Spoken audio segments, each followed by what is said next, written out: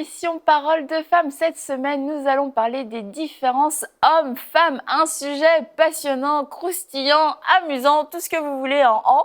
Et nous sommes avec une invitée qu'on a déjà reçue dans Parole de femmes et nous avions été extrêmement bénis. C'est pour ça qu'on l'a réinvitée. Bonjour Stéphanie. Bonjour Annabelle. Bonjour Nadine. Tu vas bien? Ah, très bien. On est vraiment contente de te recevoir. Tu étais venue il y a pas mal de temps, en fait. Ouais, on avait fait une série sur Oser. Ouais. Et c'était vraiment... Il y a eu beaucoup de retours et beaucoup de bons fruits. Je me souviens que tu avais partagé sur le fait d'oser pardonner. Vraiment une émission qui était très forte. Et je vous recommande d'ailleurs d'aller l'écouter sur YouTube. Vous pouvez aller dans la playlist de Paroles de femmes ou taper Paroles de femmes, Oser pardonner avec Stéphanie Rieder. Et vous pourrez suivre cette émission qui était très riche et très intéressante, surtout si vous sentez dans votre cœur que vous avez besoin de pardonner, si tu avais partagé ton expérience personnelle qui était très touchante et très forte. Et donc cette semaine, on est ensemble encore pour parler des différences hommes-femmes. Oui. On a hâte d'entendre ce que tu as à nous dire, Stéphanie. Oui, ça va être vraiment passionnant, vraiment, j'ai hâte. Et puis, oui, je suis super en forme. Je travaille beaucoup. J'ai aussi pris du temps pour me ressourcer. Donc, j'ai bien préparé cette émission-là et je crois que ça va vous plaire.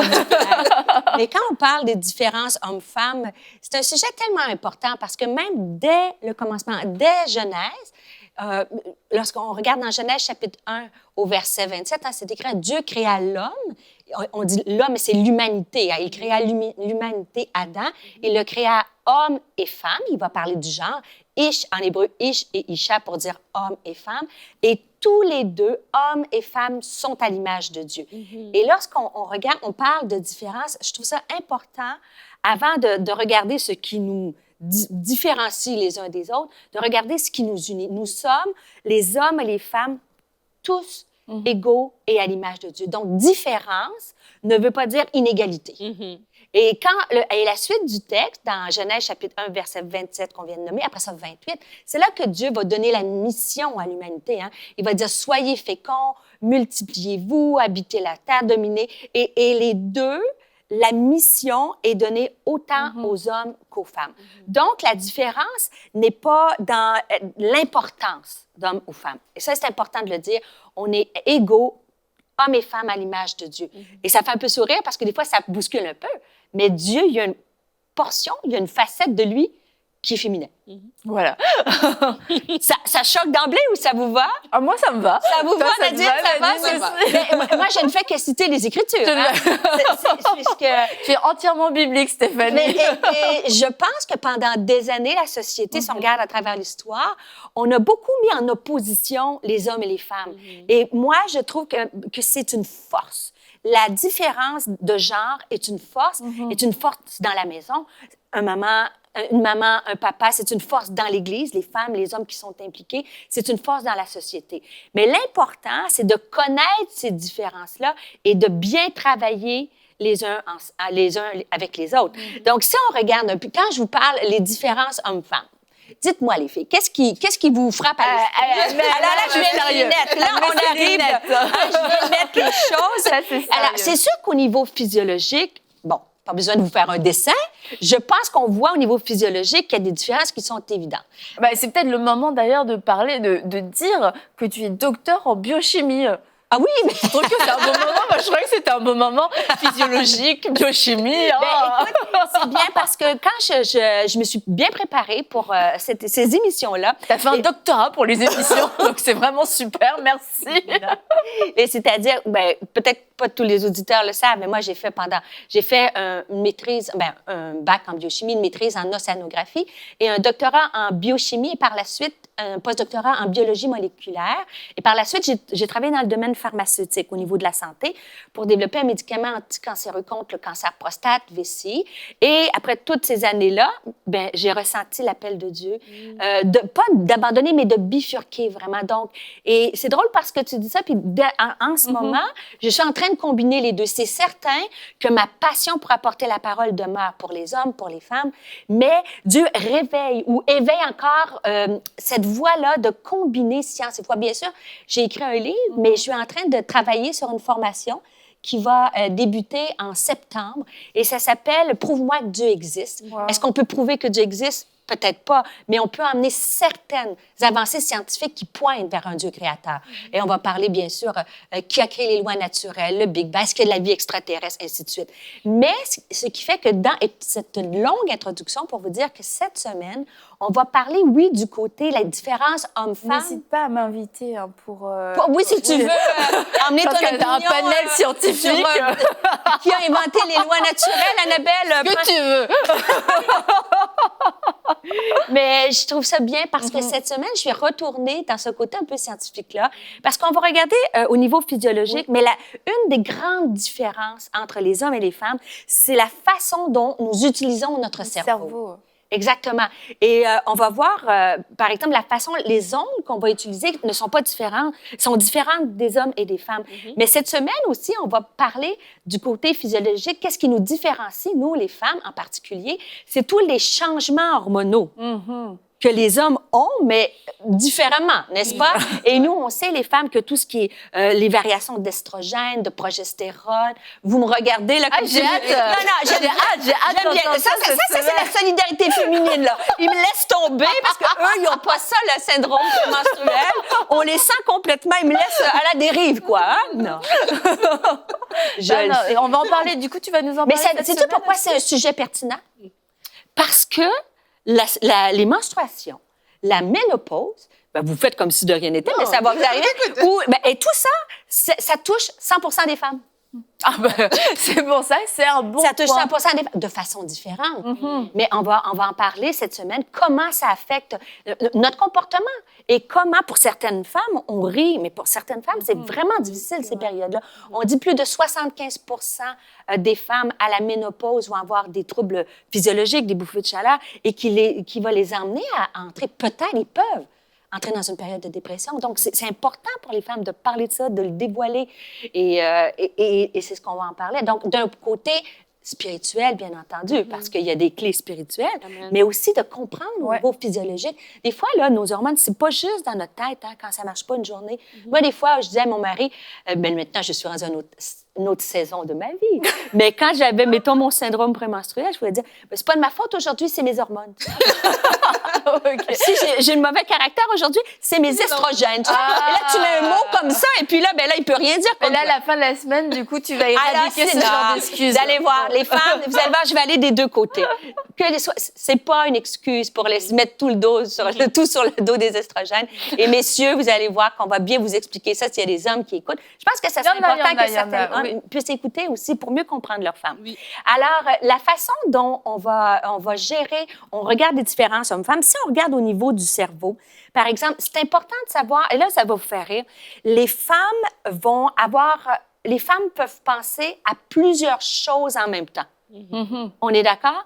Tandis qu'un homme pense à une chose en même temps. On va dire que les femmes ont une pensée qui est garde-robe. Quand tu te lèves, tu penses le matin, OK, qu'est-ce que je vais faire pour le repas? Est-ce que les enfants ont tout pour aller à l'école?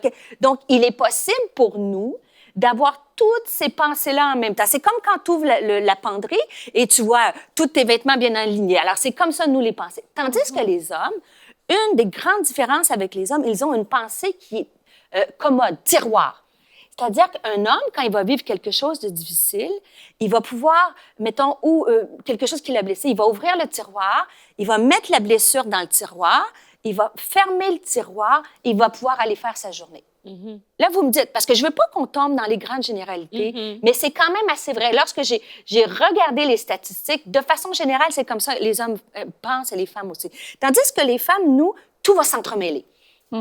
Tout va s'entremêler. Et on va voir que le cerveau des femmes va utiliser plutôt la zone du cerveau qui est l'émotion, qui touche les émotions. Et les hommes vont utiliser une section plus du cerveau qui touche l'action.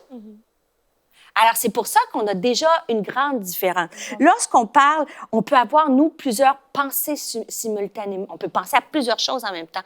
Tandis qu'un homme va penser à une seule chose. Avez-vous des exemples? Ah ben c'est sûr.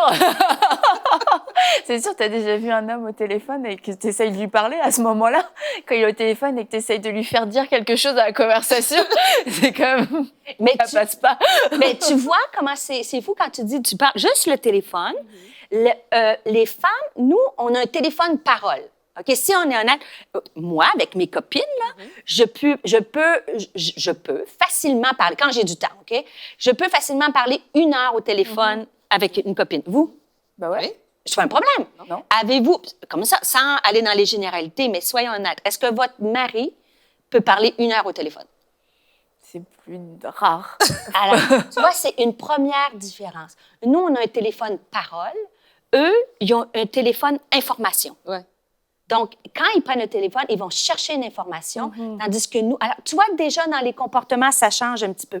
Exprimer les émotions, c'est aussi des zones de cerveau qui sont différentes. Une femme a plus de facilité à exprimer ses émotions. Est-ce que chez vous, c'est comme ça? Qu'un homme. Vas-y, réponds, Nadine. Moi, mon mari, il exprime quand même pas mal. C'est pour ça qu'il ne faut pas tomber dans les généralités. Ça, c'est vrai, parce qu'on n'est pas des robots.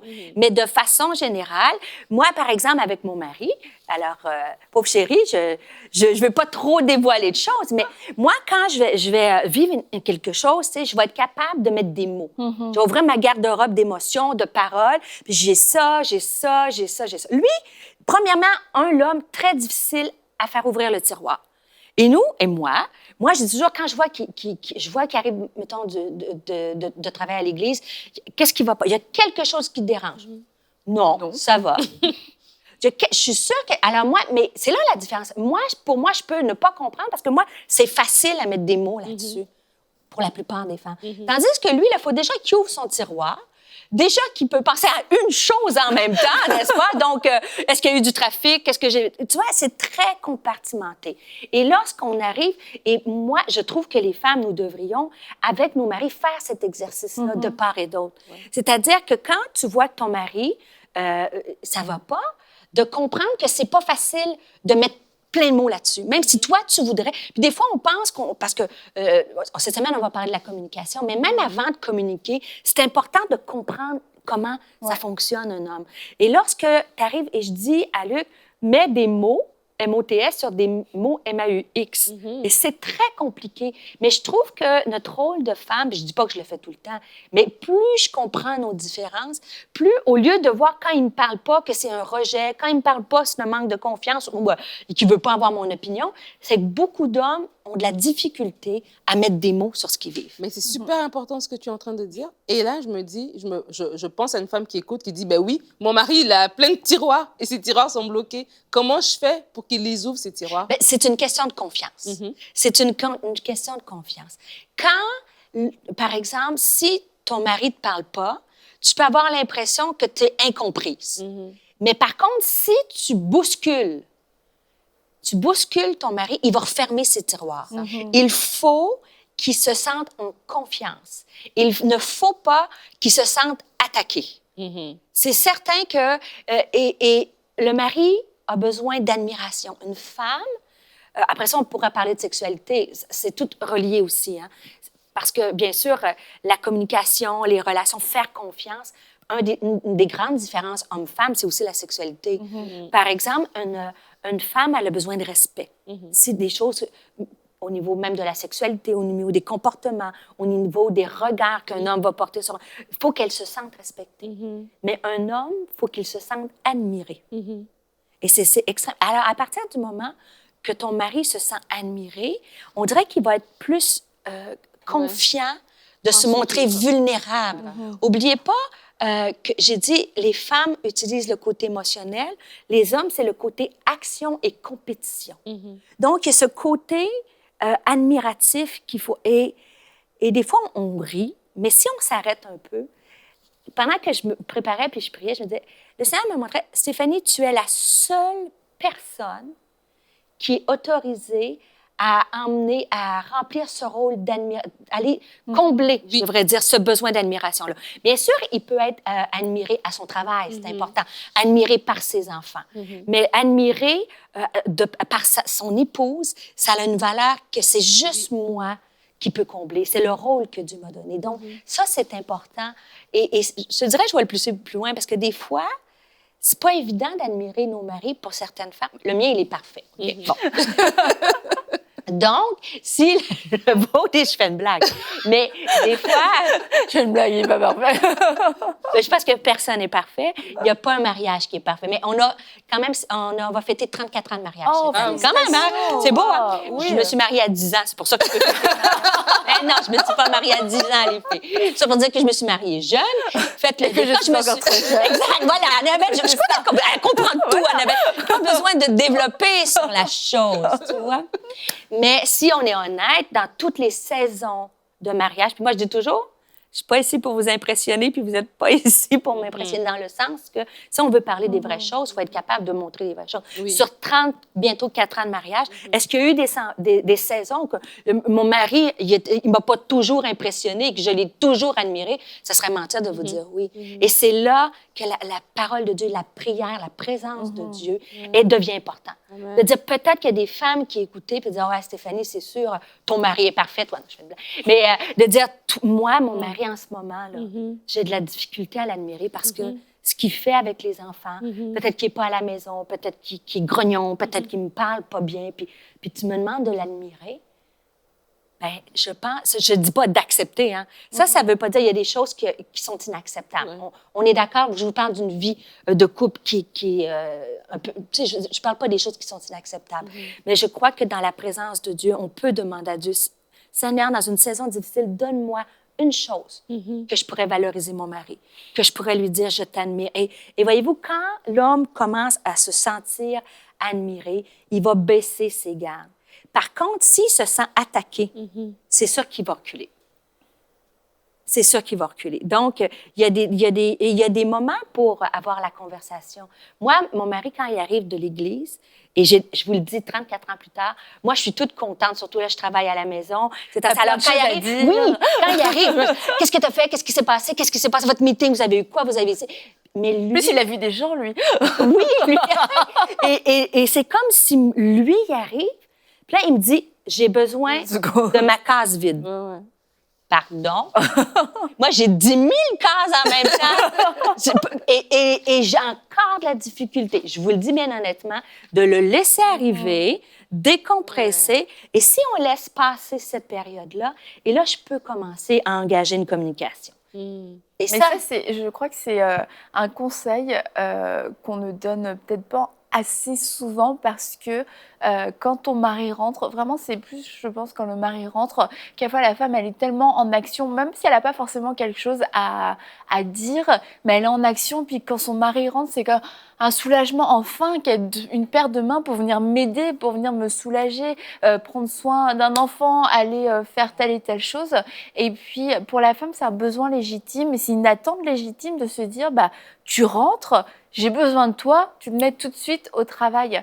Et je crois qu'il y a beaucoup d'hommes qui, quelquefois, retardent, repoussent le moment où ils rentrent à la maison. Et en fait, après, même la soirée, quelquefois, est gâchée parce que quand ils rentrent, ils se sentent complètement submergés, complètement envahis. Et ça peut sembler égoïste de la part de la femme qui se dit « Mais attends, mais regarde, moi, tout ce que je suis en train de gérer et tu me demandes encore 5 minutes pour toi ?» Tu me demandes encore 15 minutes pour décompresser. Mais en fait, il faut être des femmes intelligentes. La femme sage bâtit sa maison. Tu dis, s'il a besoin de 15 minutes et qu'après, ça te fait gagner toute la soirée, il est là, il est à fond, il participe, il te soutient, bah, ça vaut la peine, en fait. Mais on va voir cette semaine comment gérer nos émotions. On va parler de la perception. Souvent, dans les différences hommes-femmes, c'est qu'on voudrait que notre mari, en tout cas, corrigez-moi, les filles, on voudrait qu'il pense comme nous autres. Ouais. Donc, ce qui fait que s'il n'agit pas comme je pense ou s'il ne répond pas à mes attentes, c'est ma perception. Mais si je comprends la façon dont Dieu a bâti son cerveau, ça m'aide un peu à comprendre que s'il ne me parle pas au moment où moi j'en ai envie, c'est pas parce qu'il ne m'aime pas, c'est pas parce que je suis incomprise, c'est pas parce que je l'énerve, c'est pas parce que... Et on gagnerait du temps. Mais dans l'autre côté, ça serait bien si les hommes aussi exprimaient... Des fois, les hommes, c'est, j'ai dit action et solution. Et les hommes veulent, quand on discute, ils veulent amener une solution. Je ne sais pas si c'est pareil chez vous. Moi, mettons, par exemple, ou moi, j'arrive de l'église, j'ai vécu des choses. Lui, il a besoin de son espace vide, OK?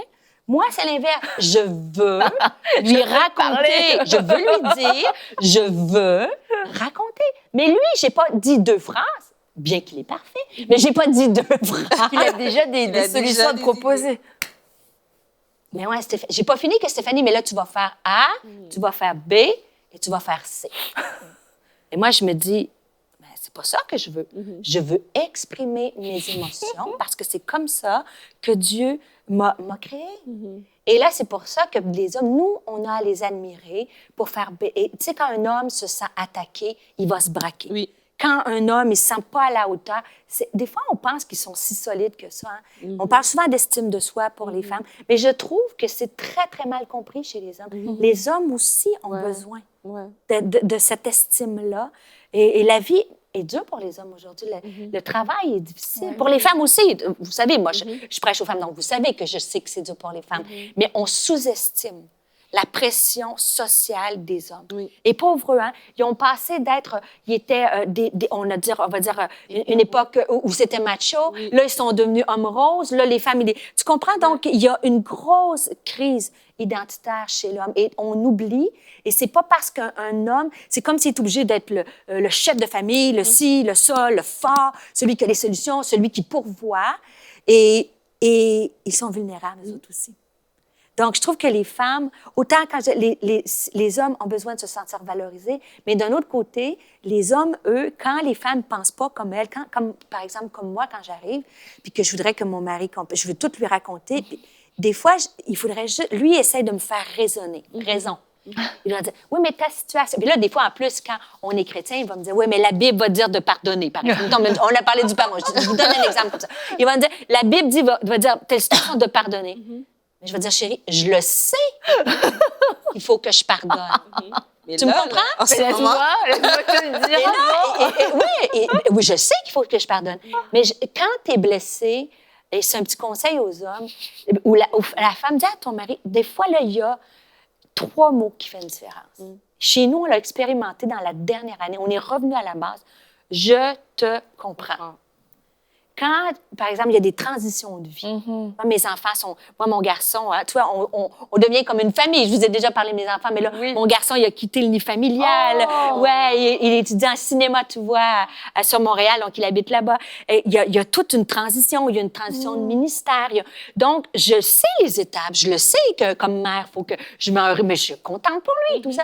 Mais au lieu de me dire quoi faire dans cette saison-là, s'il me disait juste... Je te comprends, chérie. Et quand il a commencé ça, maintenant, c'est drôle parce qu'il me dit, je lui dis, il va dire quelque chose, il me dit, oh, je te comprends, chérie. Tu comprends l'idée? Je te comprends. Donc, ça, c'est comme la phrase passe partout. Je te comprends, chérie. Mais on rit, mais ça fait tellement... Parce qu'il comprend mon émotion. J'ai besoin d'être comprise, puis mon mari a besoin d'être valorisé. Donc, dans ces simples petits détails-là, on peut être plus fort ensemble dans notre mariage. Mais je dirais plus que ça, même dans le travail, dans les relations avec le travail, si tu travailles avec des hommes ou si tu travailles avec des femmes, il y a une façon de gérer si vous êtes un employé ou si vous êtes une patronne. Donc, tous ces petits conseils-là, c'est une petite introduction, bien entendu, mais on va voir encore, demain, on va parler vraiment de ces zones-là de cerveau, comment Dieu nous a créés différemment les uns des autres. Mais je trouve que c'est beau, par contre. Je trouve que j'aimerais qu'on garde vraiment cette pensée-là, qu'il n'y a pas de... Il n'y a pas de meilleur ou de pire. Il n'y a pas de... Tu sais, je voudrais qu'on puisse apprécier la force, particulièrement dans nos maisons, valoriser nos maris, comme c'est important d'abord, que les maris puissent valoriser leurs femmes aussi. C'est tellement important qu'on puisse juste prendre des notes, essayer le « je te comprends, chérie », à essayer de dire, ben hey, aujourd'hui, là, je suis fière de toi, mon mari. Je suis fière de toi, mon homme. Et c'est des petites clés bien simples. Puis aussi penser aux femmes, on n'a pas des mariages parfaits, mais on est quand même privilégiés. Je veux avoir quand même une pensée pour des femmes peut-être qui vivent avec un mari qui ne connaît pas le Seigneur ou un mari qui est violent ou un mari qui est difficile. Puis des fois, j'ai un peu de compassion, je sais pas un peu, mais j'ai de la compassion parce que je me dis, c'est pas facile de vivre dans une maison où il peut y avoir de la discorde, qu'il peut y avoir ces blessures-là par des paroles, par des choses qui...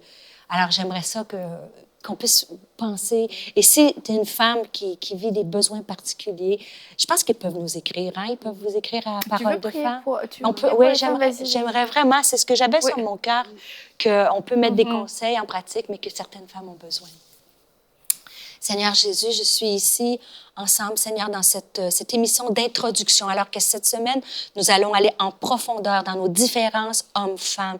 Mais au début, au commencement, je veux te prier, Seigneur, pour chaque femme qui écoute cette émission, qui lutte, qui est dans une situation peut-être de violence conjugale, qui est dans une situation de violence verbale. Seigneur, qu'il y a toutes sortes, peut-être avec un mari qui est pris avec des dépendances. Seigneur, je te prie de venir fortifier chaque femme qui en a besoin. Seigneur, il n'y a rien qui est impossible à toi, Éternel. Alors qu'on va emmener des clés, je te prie que par ton Saint-Esprit, tu viennes parler au cœur des hommes et des femmes. Je te prie pour la réconciliation dans les mariages.